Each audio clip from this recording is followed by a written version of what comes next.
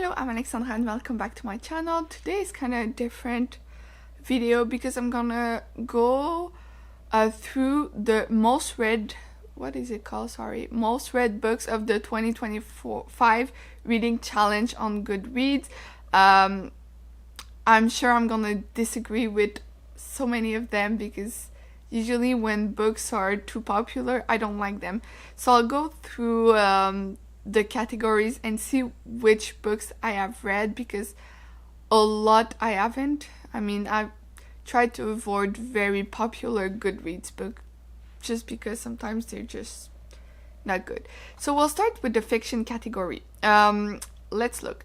Okay, Yellow Face by R.F. Kuang. I haven't read that book because I've read Babel, however you called it, and did not like it, so I haven't read Yellow Face. But also another book by Sally Rooney, never gonna do that again, so I haven't read Intermezzo. But I have read Remarkably Bright Creatures, which, no, did not enjoy that at all. Yeah, it just didn't work for me. Like, I listened to it as an audiobook and it didn't work. That's all I remember. Let's look. Okay. There's Tomorrow by Gabrielle Zevin. This was fine. I think it was way too long, and at one point I was so bored. So, I mean, I don't remember what I gave it, like the rating, but not a good one. Then there's Normal People by Sally Rooney, and I'm just thinking, yeah, I got rid of the book. I've read it years ago, before it became very popular, and it was just badly written. The story, it's boring, and I just never understood why people did like it. I hated it, and I'm not the only one who thinks it's like the marketing was just so good with that book. That's why people liked it. And yeah, didn't work for me. Then there's a Damon Copperhead by Barbara Kingsolver.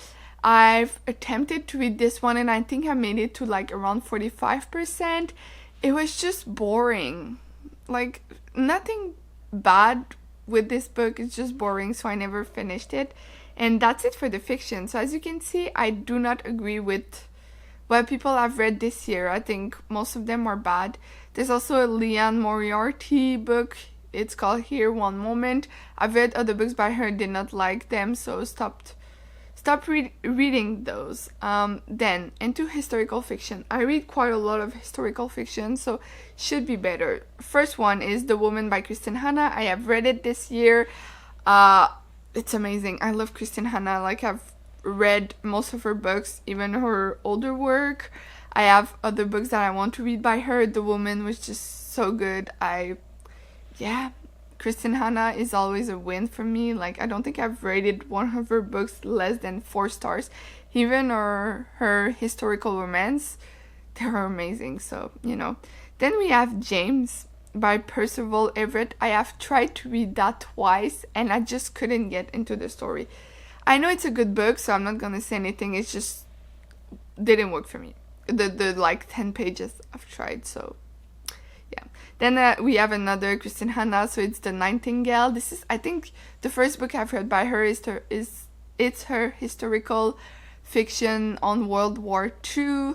The thing with historical fiction on World War II is that there is too many, but this one worked pretty well. I think, thinking about it, I prefer The Woman than The Nightingale, but it's still a very good book. Then I have read The Frozen River by Ariel Lawhon. It was fine. It just felt impossible. I know it's kind of based on a real story, but it's just, I don't know, it was too romanticized. Like, you're following this woman she helps women deliver children, and there's a bunch of things happening in her life, but I don't know. It was too much. Then we have The 7 Husbands of Evelyn Hugo, which is by Taylor Jenkins Reid. I have listened to this, enjoyed it so much that I bought my own copy. You're following this woman who is talking to like a journalist about her life. Is it a journalist or a writer? Anyway, and you learn about her 7 husbands and why she married them. It was good. It was good. Then we have Lessons in Chemistry by Bonnie Garmus. And this felt too much again. You're following this woman who works in STEM, well, chemistry, in the, I don't remember, 80s or 90s, maybe even earlier. So it was like, she was like the only one who was working there, and the idea behind it is very good, but also like this writer was trying just way too hard to push her point. And yeah, it's sad because I wanted to like this book, but it just didn't work. And I know I'm not the only one who thinks like this. It's very sad because I want to read more books like this, but no. Then we have another Kristin Hannah, another one that I've read. It's The Great Alone. This one, you're following this woman who is a victim of domestic violence. They moved to Alaska, and in a time where women couldn't even have a credit card. So she was very alone, couldn't do really much to help her position, and her daughter is also stuck in that thing, and it's just very dark, but at the same time it was an amazing book. I think Kristin Hannah does this so well. If you haven't read it, you're gonna cry. I cry in every Kristin Hannah book, so that's how it is. Then I've read Daisy Jones and the Six by Taylor Jenkins Reid. I enjoyed this one. Did I enjoy it more than The 7 Husbands? I don't think so. No. It was still very good. So I think historical fiction, in my opinion, is better than the fiction category because there's many books I have read that I enjoyed. I also want to read Small Things Like These by Claire Keegan eventually. We'll see how that goes, but yeah. Then let's see, in mystery thriller, did I read anything? I don't think I have. Oh yeah, I read Beautiful Ugly by Alice Feeney. I don't remember. So, yeah. There's also so many books by Frida McFadden, and from what I've seen by people that I trust, the writing is so bad, so I'm never gonna attempt her. There's like, how many? 1, 2, 3, 4, 5, 6, 7 books on 12 books that are by this writer, so that's why I haven't read anything in that category. Then let's see, fantasy. I have read The Midnight Library by Matt Haig. I enjoyed this so much, and I've read it before it was very popular. So you're following this woman who has kind of passed away, and she has the chance to see what her life could have been, so she can go and live another story with her and see, what would have happened if she had made different decisions. And I really enjoyed it. I think the writing was good, and yeah, overall it was a really good book. Then I have attempted the second book in that category, which is The Invisible Life of Addie LaRue by V. Schwab. I don't remember. I think I made it 10% into it, and I've never tried any other books I've tried other books by V. Schwab's, and I realized that it just doesn't work for me, so never gonna pick it up again. Then The House in the Cerulean Sea, I haven't read that. I have read The Song of Achilles by Madeline Miller, and I'm gonna kind of have a different opinion than most people. I did not enjoy this one. I've read 2 books by Madeline Miller, and both of them were not good. I think the writing was not good. The retelling is, it's a good idea, but in truth, the writing just didn't work for me. Also, I think I've read them in French, so that might be the reason. I don't know. I'm just not interested in reading any other things by her. Then Babel by R.F. Kuang. I went into this with high expectations because I was like, languages, magic, it's so nice because I love learning languages, and it took me forever to actually finish this book. I listened to it and I didn't care about anything, which is very sad because I wanted to love that book, but no, just didn't work. Then we have Mistborn by Brandon Sanderson. I love Brandon Sanderson. I think the first Mistborn trilogy is the best, so I'm very happy to see that people are still reading Brandon Sanderson, because he doesn't write romantasy, he writes fantasy. So yeah, the first Mistborn, I think the best book in the first Mistborn trilogy has to be the third one. Yeah, I think the third one. The second or the third one. Anyway, maybe not Mistborn, the first book, but yeah. Oh, there's the second book I've read by Madeline Miller, is Circe. I don't know how to pronounce that. Yeah, I said already my thoughts on that. Yeah, not for me. But I get why people love them, but it's just, yeah, didn't work for me. Then we have Wind and Truth by Brandon Sanderson. This is book 5 of the Stormlight Archives. I think the reason why it's on this list is because it came out last year, at the end of the year. Still waiting for the paperback edition, because the hardback is like $44 and I'm not gonna spend that much. So I haven't read that one, but I've read the Stormlight Archives. If you're new to Brandon Sanderson, I wouldn't start by them because they're like very, very thick compared to the Mistborn trilogy, so I would start with the Mistborn. Yeah. And then, oh, there's another Brandon Sanderson. It's Dress of the Emerald Sea, and I've read it this year because I'm doing like one Brandon Sanderson a month, and I did not enjoy that book. I think it's young adult. I haven't looked into it. Yeah, you're following this, I think, Tessa, something like that, as she's trying to reach her boyfriend / crush. She's on the sea with a bunch of older men, and I don't know, I did not enjoy that one. But I'm gonna say, like, the writing was good. As usual, Brandon Sanderson does that well. It's just the main characters in this book, I didn't care about them, so that's why I did not enjoy that one. Then, Romantasy. I have not read Fourth Wing and Iron Flame and Onyx Storm because people have said that the writing is very bad and I'm not interested. Then we have Quicksilver by Callie Hart. I haven't read that one, but it's on my monthly TBR, so maybe this month. Then we have some of the books of Sarah J. Maas. We have A Court of Thorns and Roses, A Court of Mist and Fury, A Court of Wings and Ruin, A Court of Silver Flames. I have read all of them. My favorite one is the last one, A Court of Silver Flames, because it's just amazing. I love that series. I'm excited to see when the next book gonna come out. Yeah, that's all.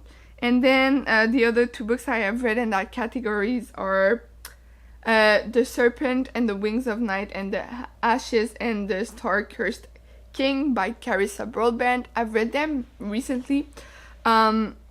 It's a part of a Crowns of Naxia. I enjoyed the first one a lot, the second one a bit less, and then it's not there, but there's a third one. Did not enjoy that one, so I don't know. But The Serpent and the Wings of Night, for sure, it was amazing. I really had a good time reading that. Then let's see, science fiction. I have read Animal Farm by George Orwell in 1984. Animal Farm is way better. Like, 1984 is good, but like, it's too overhyped. But Animal Farm is a short story, way easier to read, way faster, and I love the story behind it. So if you haven't read that one, go for it. I would put these in classic, but I get why they're in science fiction. Then we have Orbital by Samantha Harvey. I have read that. I know it's very popular at the moment, but I couldn't care less about it. You're following these people in space as they go around Earth, and that's it. The writing was good. It was nominated, I think, for the Booker Prize, which is why I've read it, but apart from that, I did not care. Then we have The Handmaid's Tale by Margaret Atwood. I have read this one. It's scary, especially with what's happening in the world. Yeah, I think it's a book you should read in your life. Is it the best book ever? No. But it makes you think about things, and I think it's a good book. Then we have Fahrenheit 451 by Ray Bradbury.